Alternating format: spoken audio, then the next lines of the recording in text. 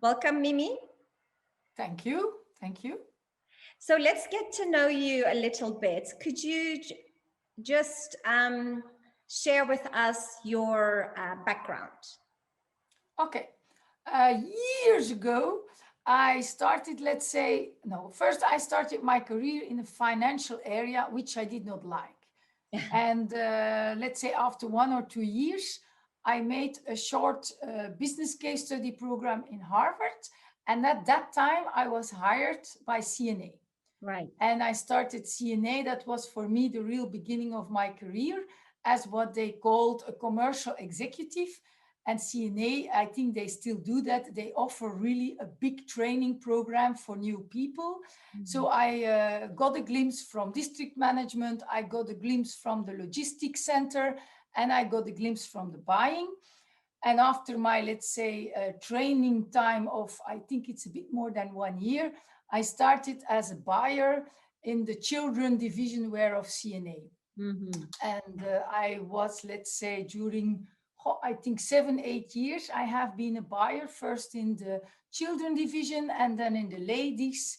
Then I moved with the organization to Düsseldorf, where I became responsible for buying a group of garments. Your Sixens was the name then, for ladies for Europe. And I remained there until I became a district manager in Belgium again. And at that time, I was able also, thanks to CNA, to get a master in retail management. And at the end of that master, I became general manager of Belgium, Luxembourg in CNA. So I did that for 5 years, after which I was headhunted for a Belgian private equity who had a share in a Belgium retailer and who wanted to make that retailer expanding to other countries. I went there for a short while, but the task where I was hired for did not roll out like we all wanted. And after that, when I left, I went to the hospital area. And I worked a couple of years in a very quite big hospital group in Belgium, the biggest, I suppose. And there I was responsible, because of my customer background, for everything which was not medical, COO, so that was catering, housekeeping, communication, HR, buying, facility, to make the whole group more patient, customer oriented. That was the most difficult part of my career, I must say. That was not an easy one. What are the key elements in your function? The key elements, first of all, I have to propose to the owners a strategy for the next 2-3 years. I make that strategy together with my management team. And when I get the okay, because there is also CAPEX and there are plans with it, then we execute it. And so the second plan, once the strategy is agreed and confirmed, we communicate that to the whole company. And we do it together with groups, because you have to get everybody in the same direction. And you need the skills and talents of everybody to realize it. So after the communication, you start the implementation. And then you have to, adapt where necessary. Yeah. And that's the main task of my job. Strategy, implement, adapting, again, budgeting.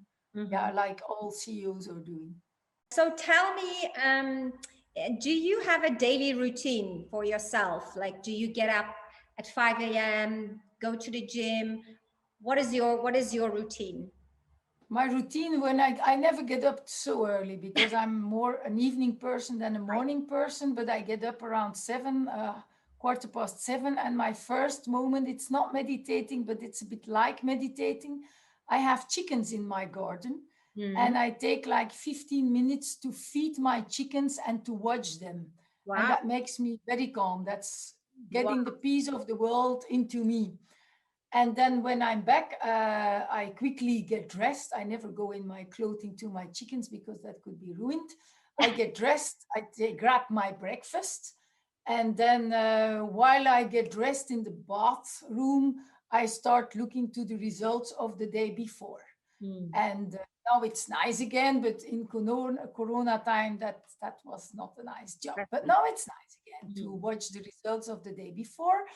And then when I get behind my screen, very often I congratulate the shops with the highest results, because some of them are doing remarkably good. And then I start looking to my day list. Every day I make a to-do list with way too points, but when I do like 70% of it, I did a great job. And I point out on my day list which points are urgent and which are strategic.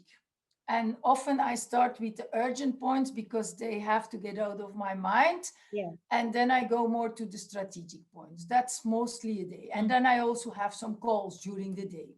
Sure. In the beginning of the week, it's always the same, Monday, Tuesday, or like the meeting days. Often nowadays it's a digital meeting, but I start again to go to the office. So on Monday or Tuesday, I'm in the office. So instead of going to my desk, I drive to the office. Yeah. And then I'm the whole day having meetings in the office. And in the evening, I go home. When I go home with a car, okay, I cannot do anything. When I go home with the train, and I will start doing that again, I do all my mails of the day on the train. And that's so nice, because when you come home, many of the mails you've seen, because during the day you don't have time for mails, and then you know what is urgent, and yeah, you can give quick answers. And voila, that's like a day. And tell me, Mimi, what advice would you give to someone that is looking to follow in your footsteps? I give one big advice. If you feel uncertain, it's totally normal. And uncertainty will always be there from a young age until a quite older age. So, but I know it's not nice. Often I feel uncertain, but then I look back to the points that I did well. That's for me very important, because I know a lot of people have that.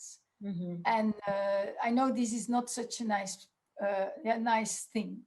Second advice, and that I learned very fast when I was in CNA, I had a coach at that time, and he said to me, if you have a very tough job, your spontaneous thing would be to do everything else, and you will forget yourself. That will be very spontaneous, and that's very stupid. You have to think of a way how to keep yourself strong, because if you are not strong, you cannot make the others stronger, nor your company stronger. So I'm still living his advice. That's something which in the past, I thought it was egoistic to say, no, first myself, not a whole week, but on certain moments. And now I know it's necessary often to survive your own life.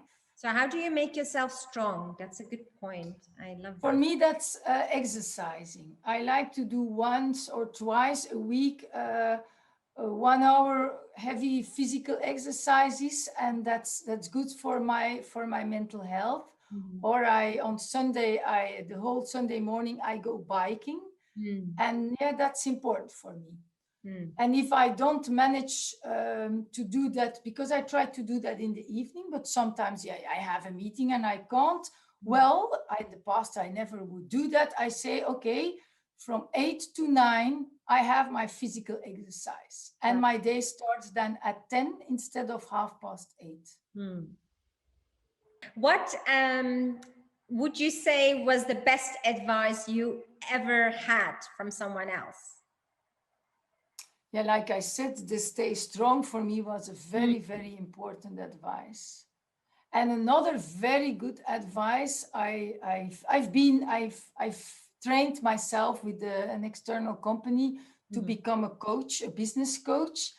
And there I learned, and that was very, very important for me, I learned that your own values, everybody has own personal values. Often you get them during your education, during your childhood, but you have to stay with your personal values. And if these values don't match with the values of the company that you work for, or even with the values of your boss that you work for, forget it.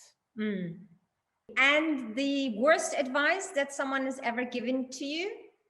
That's also one that I leave. The worst advice is once you are a person who is a bit known, people advise you to keep everything for yourself and not to do sparing moments with others, or not to share your thoughts or reflections. And yeah, I was advised not to do that because people would start gossiping. That was a very stupid advice. I think it's wise when you have like an idea or when you have a proposal that you speak with people who know your area and who know you, not people who want to flatter you, and also not people who want to save you, but people who are like an honest sparring partner. It's good to consult, to spare. That's something that I would recommend to everybody. Thank you so much, Mimi. I love chatting to you. You are, as I said, a very inspirational woman and a very accomplished woman. And I hope to chat to you in the near future about some other topics. Have a You're lovely welcome, day. Hanim. Okay, thank you. Take care. Bye. Bye-bye.